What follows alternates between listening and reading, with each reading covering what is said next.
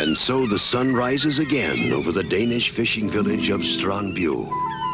For over 1,000 years, men from the Jutland Peninsula have gone to sea from this little harbor, challenging the Kattegat Strait and the North Sea. Today will be one of the cherished days of summer when the Danish light will last for 19 hours. An irresistible opportunity to a fisherman like Peter Lindt. Peter will be joined by this man, Gutmann Kajgaard. He is the captain, a third-generation Danish sea captain. He's also Peter's brother-in-law.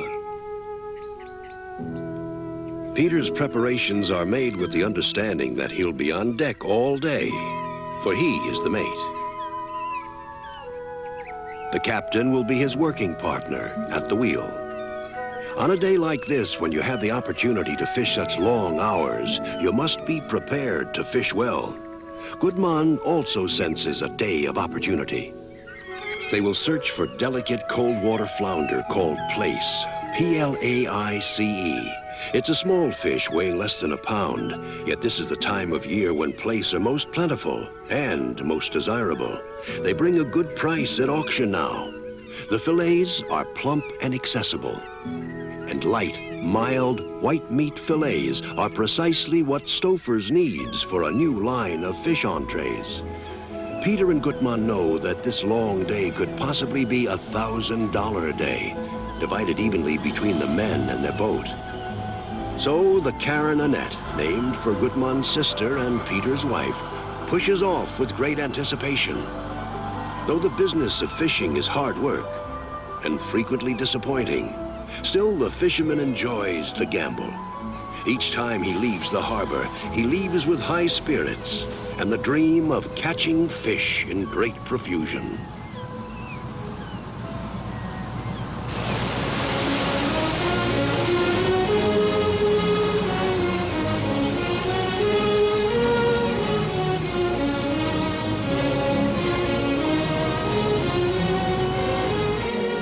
Soon it's necessary to know exactly who else is out here and why. These are popular sea lanes with lots of traffic from Sweden, Finland, and Russia. Gutmann never forgets that. As they approach the 20-mile mark, the captain identifies familiar waters and points to a favored shelf. Drop the anchor. This is it. At least they hope so. The plaice is a bottom-feeding fish. Therefore, the lines and nets must drag deep and wide across the fishing grounds. The anchor becomes the constant against which all their fishing shall prevail. The captain sets the anchor by simply tugging the boat backwards.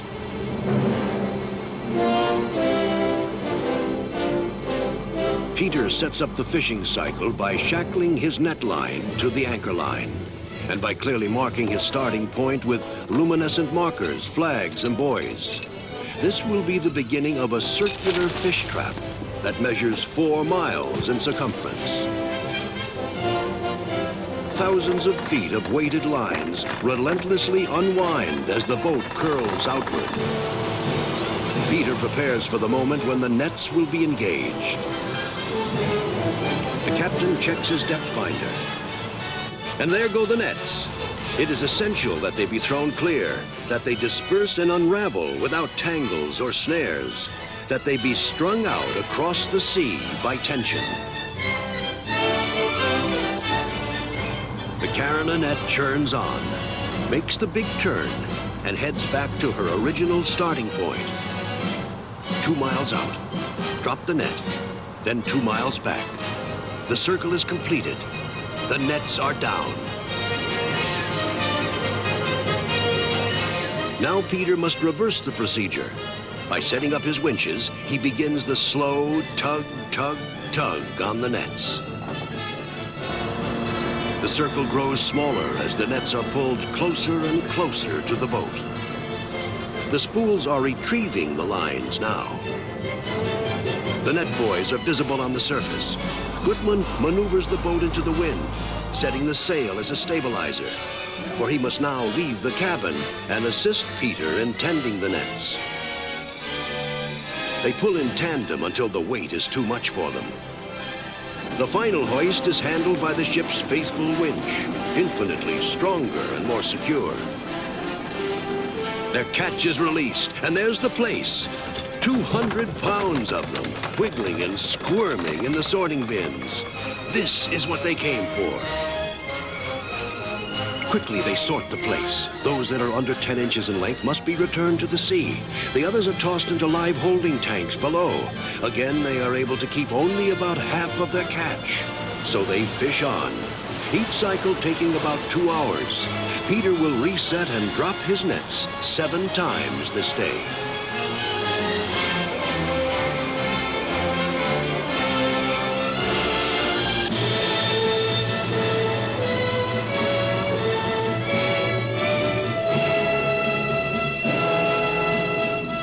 The spunky little Karen Annette returns to harbor and a modest reception committee of 3.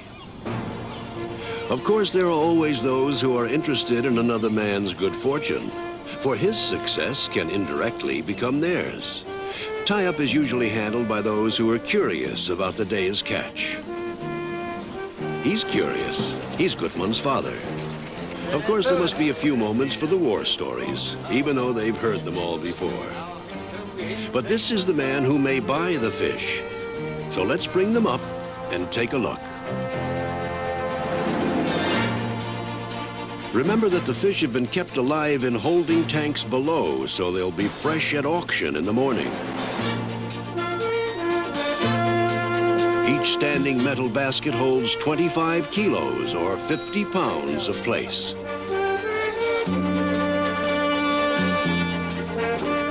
Weighed on the boat and weighed later at auction.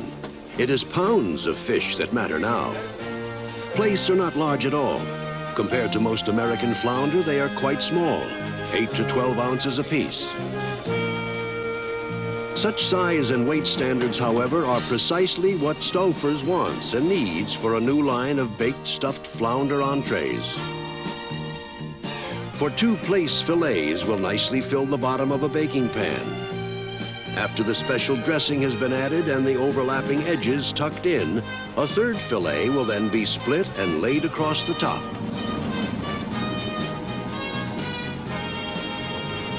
The forklift will transport 19 boxes of plaice to the ice house this evening.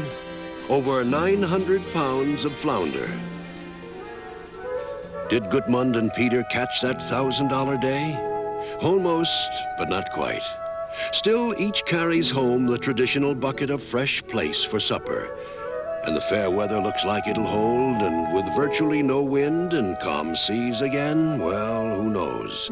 Perhaps their $1,000 day will come tomorrow.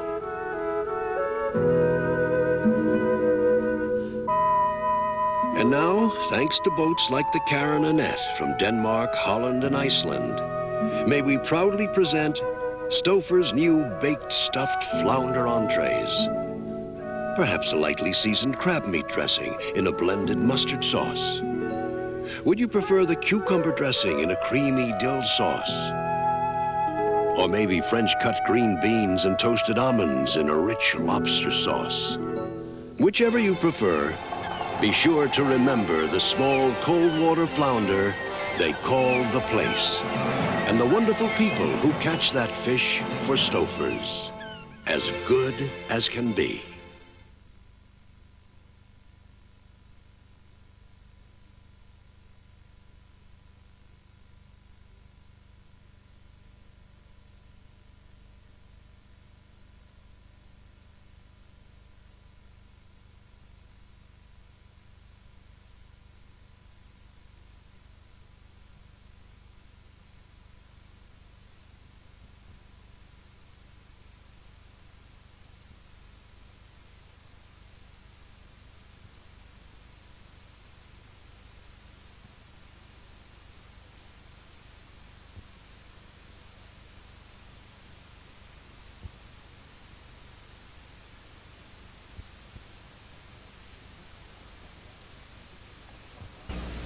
At sunrise off the coast of Denmark, fishermen search for delicate cold water flounder called plaice. Stouffer's will use 3 light mild fillets from these fish in their new stuffed flounder entrees.